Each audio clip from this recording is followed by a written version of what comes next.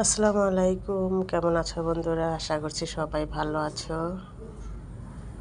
আজকে আমার মিঠুর বার্থডে, মানে 4 মাস ওদের পূর্ণ হলো।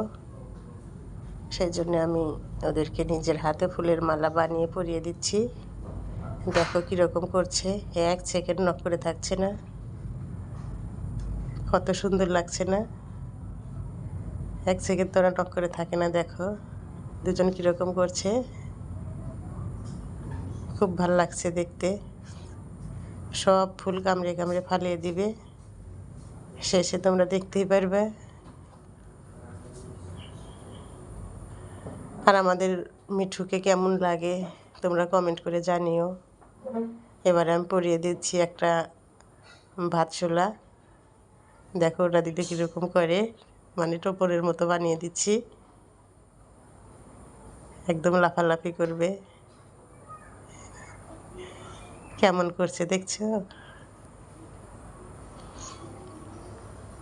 আর আমার ভিডিওটা যদি ভালো লাগে অবশ্যই লাইক কমেন্ট আর সাবস্ক্রাইব করে দিবা।